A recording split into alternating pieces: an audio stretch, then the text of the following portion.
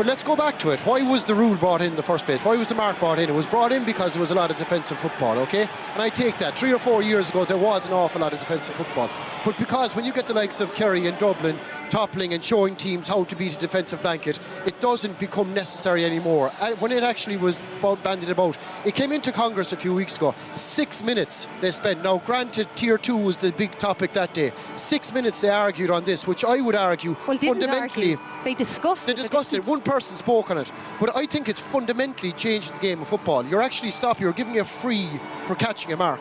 And I suppose when you all week you've had refs giving out about it, you've had players giving out about it, you've had managers giving out about it. They changed the wording of it this week. And I think the two big areas that are stepping up are, there's 4 steps. So if you get a mark, the referee will always whistle. You don't have to take the mark, but if you play on, you cannot challenge that man for 4 steps. Now, if a guy catches that inside a 13-yard line and the goalie's not allowed to challenge him for 4 steps, or the cornerback isn't allowed to challenge him for 4 steps, and then it's a free chance at goal. And you'll be coaching players to tackle him. The other one is the hand up. And I was involved in Sigerson this year, and it was a huge bone of contention because you're telling coaching players, if they don't put their hand up, you can engage.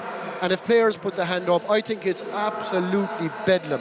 I think watching we're morphing into a game of Aussie rules, and it's stop-start. It's not our game. You're not giving the defender, like we were always coached, if a guy gets the ball, you'll have a chance to get that back. The art of defending, the art of tracking a man, the art of dispossessing a man. And I don't think that teams are actually, it won't be maybe they're so much earlier in the league. But when teams get their teeth into this, and when they actually spend the time on how to actually get to grips with this, I think it's fundamentally changing. The only, we're told, the only way they can change it, they brought it in by Congress, and it's by Congress they'll change. I think the GA need to show leadership. We don't need this in our game. Why change what's not... Well, we haven't seen